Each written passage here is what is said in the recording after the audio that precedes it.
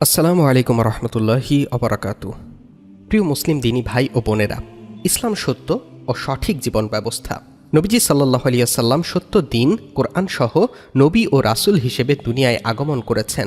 তার নবুয়তের সত্যতার ব্যাপারে অনেক ইয়াহুদি সন্দেহপ্রবণ ছিল, কিন্তু একদিন ইয়াহুদিদের ৩টি প্রশ্নের যথাযথ জবাবে প্রমাণিত হয়েছিল যে হযরত মুহাম্মদ রাসূলুল্লাহ সাল্লাল্লাহু আলাইহি ওয়াসাল্লাম সত্য নবী এবং রাসূল।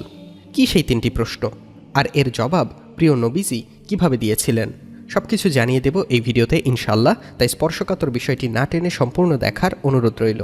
তাই আর কথা বাড়াচ্ছি না, মূল আলোচনা শুরু করা যাক। এই বিষয়ে হযরত আব্দুল্লাহ ইবনে আব্বাস রাদিয়াল্লাহু তাআলা আনহু বর্ণনা করেছেন, তাওরাত ও ইনজিলের পণ্ডিতরা রাসূলুল্লাহ সাল্লাল্লাহু আলাইহি ওয়াসাল্লামের নবুয়ত সম্পর্কে কি বলে তা জানার জন্য মক্কার লোকেরা ২ জন লোককে মদিনার ইয়াহুদিদের কাছে পাঠান। ইয়াহুদি পণ্ডিতরা বলল, আপনারা আপনাদের নবীকে ৩টি প্রশ্ন করবেন।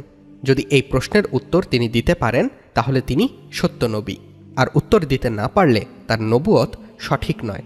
প্রশ্ন ৩টি হল: এক যুগে কিছু যুবক শিরক থেকে মুক্তি লাভের জন্য জন্মভূমি ত্যাগ করে একটি পাহাড়ের গুহায় লুকিয়েছিল, তাদের ঘটনা বলুন। ২ ওই ব্যক্তির কথা বলুন যিনি পূর্ব ও পশ্চিম পৃথিবী ভ্রমণ করেছিলেন।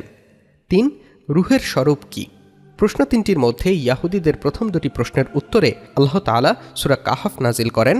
প্রথম প্রশ্নের উত্তর হল ওইসব যুবকের ঘটনা যারা ঈমান আকীদা রক্ষা করার জন্য নিজেদের ওপর কোরবানি করে নিজেদের বাড়ি ঘর ও অঞ্চল ছেড়ে কোনো এক পাহাড়ের গুহায় আশ্রয় নিয়েছিলেন এবং সেখানে ৩০৯ বছর ঘুমিয়ে কাটানোর পর আল্লাহ তাআলা তাদের আবার জাগ্রত করেন।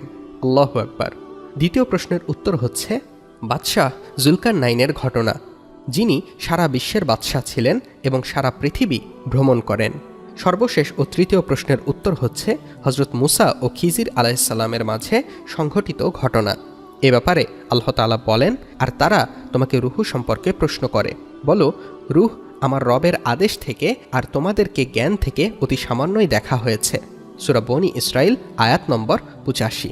এই ঘটনাগুলোর জন্য উক্ত সূরাটি যেমন বৈশিষ্ট্যপূর্ণ তেমনি অনেক ফজিলতপূর্ণ। হাদিসে এসেছে, হযরত আবু দারদা রাদিয়াল্লাহু তাআলা আনহু হতে বর্ণিত আছে যে সূরা কাহফের প্রথম ১০ আয়াত পরে সে দাজ্জালের ফিতনা থেকে নিরাপদ থাকবে। তার থেকে আরেকটি রিওয়ায়াতের শেষ ১০ আয়াতের ব্যাপারে উল্লেখিত ফজিলতের বর্ণনা রয়েছে মুসলিম, আবু দাউদ, তিরমিজি, নাসাই ও মুসনাদে আহমদ। সুতরাং প্রথম বা শেষ ১০ আয়াত অথবা উভয় দিক দিয়ে মোট ২০ আয়াত যে পড়বে সেও উল্লেখিত ফজিলতের অন্তর্ভুক্ত হবে। এ ব্যাপারেও দলিল এসেছে।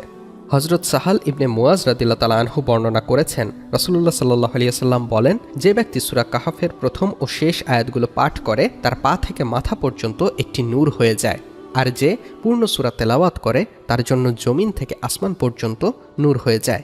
মুসনাদে আহমদ। তাছাড়া নবীজি সাল্লাল্লাহু আলাইহি ওয়াসাল্লাম এই ৩ প্রশ্নের উত্তরে প্রমাণিত হয়েছিল যে তিনি সত্য দিন কোরআন সহ দুনিয়ায় আগমন করেছেন। তিনি সত্য নবী এবং রাসূল। মহান আল্লাহ তাআলা এইভাবেই প্রিয় নবীজির নবুয়তের প্রমাণ দিয়েছেন বহুবার।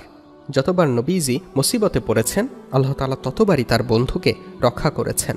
আল্লাহ তাআলা আমাদেরকে প্রিয় নবীজির কথা মতো তথা জীবনের প্রতিটি ক্ষেত্রে নবীজিকে মেনে চলার তৌফিক দান করুন, আমিন। প্রিয় আলোর পথের যাত্রীর দিনী ভাই ও বোনেরা, প্রিয় নবীজি নবুয়ত পেয়েছিলেন কত বছর বয়সে? জানিয়ে দিন আমাদের কমেন্ট বক্সে। ভিডিওটি ভালো লাগলে একটি লাইক দিন ও যত পারেন শেয়ার করে ছড়িয়ে দিন এই ইসলামের বাণী। আর আপনি যদি আমাদের চ্যানেলে আজই প্রথম হয়ে থাকেন তবে অন্যান্য ভিডিওগুলো দেখুন। ভালো লাগলে চ্যানেলটি সাবস্ক্রাইব করে পাশে থাকা বেল বাটনটি চেপে রাখুন। ইসলামের বিভিন্ন বিষয়ের ওপর ভিডিও পেতে আমাদের সাথেই থাকুন। সকলে সুস্থতা কামনা করে আজকের ভিডিও এখানেই শেষ করছি। আল্লাহ হাফেজ।